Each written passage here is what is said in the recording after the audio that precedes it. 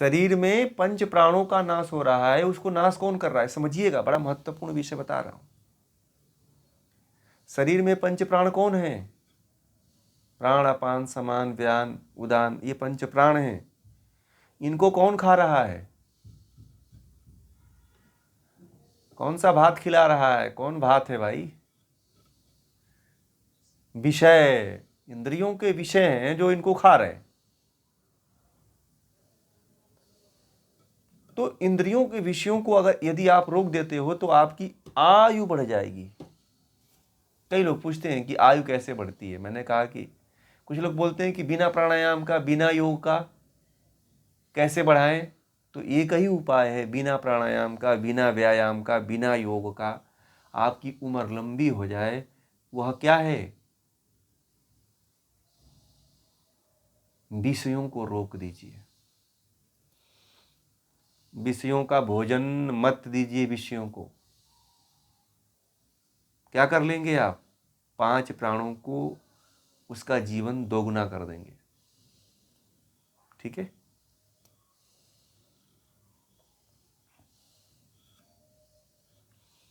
ये ऐसा ही विवाह, ये कैसा विवाह? कबीरदास जी कहते हैं कि ये किस तरह का तुम लोग विवाह कर रहे हो भाई? ये फर्जी तुम लोग विवाह करते हो।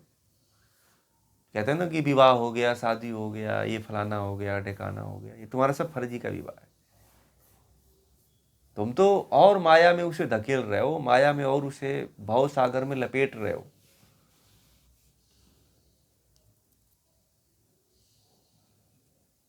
कबीरदास जी विवाह तो किए थे, परंतु एक बार लोई ने उनसे पूछा था कि आप विवाह का मतलब जानते हो? तो बोलते, कबीरदास जी बोले कि मैं भाव सागर को तो समझ ही गया हूं, अब मुझे तू समझा मत। अब तू जिस बंधन की बात कर रही है मैं उसे ऊपर उठ चुका हूं।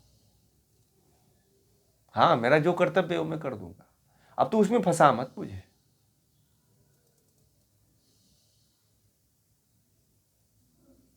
तो लोई साधारण स्त्री थी, उतना उसको ज्ञान नहीं था कबीर की तरह।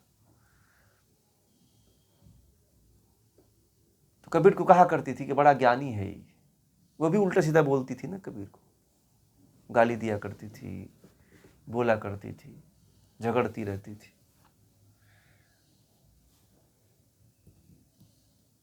कि हमारे सामने जो है तू ना ये आत्मा, परमात्मा, भाव, बंधन, ये सब की बातें मत किया करो। तुम जाओ, तुम्हें मुक्ति होना है तो हमको ना ही मुक्ति होना है, ऐसे बोलती थी लोई। नहीं बोलते हैं, कुछ लोग बोलते हैं कि हमको नहीं मुक्त होना है, तू जा मुक्त हो जा।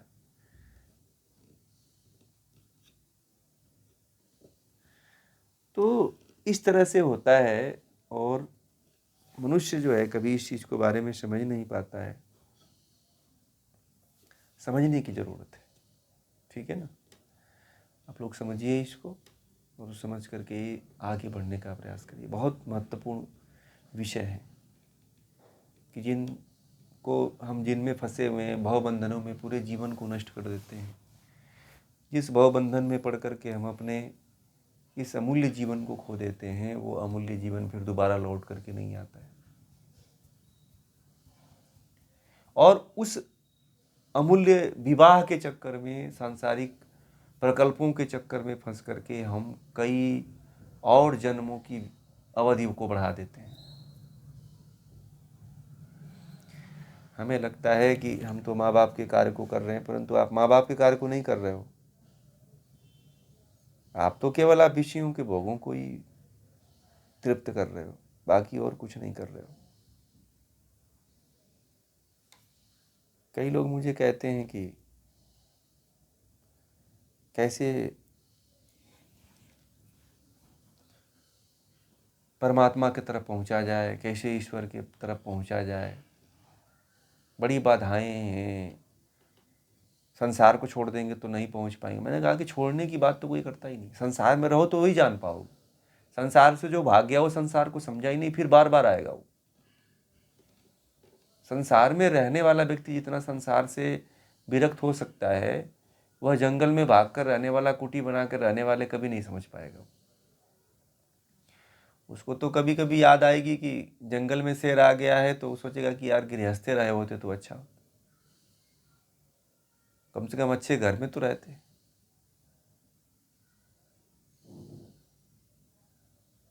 इधर शेरों से बचना पड़ता है, खाने के लिए मांगना पड़ता है, ये फलाना करना पड़ता है, वो करना पड़ता है।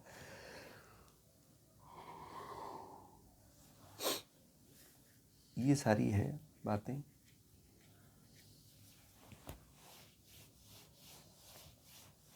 ठीक है, तो इस विषय को हम लोग यहीं पूरा करते हैं।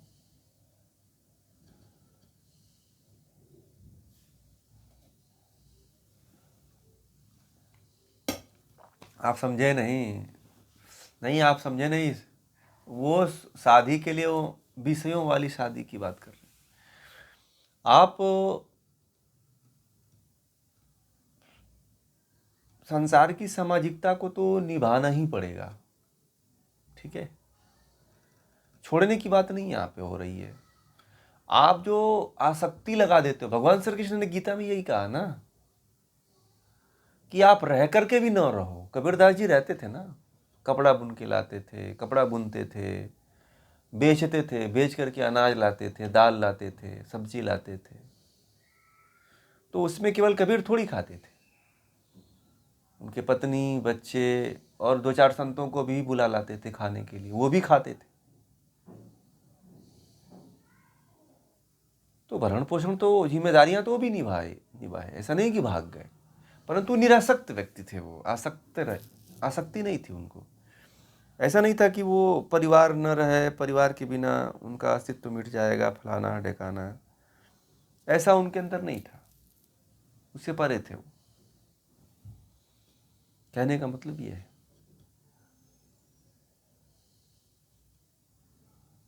जो गीता में भगवान श्री कृष्ण ने कहा है ना, उसकी बात कबीर ने भी कहा है,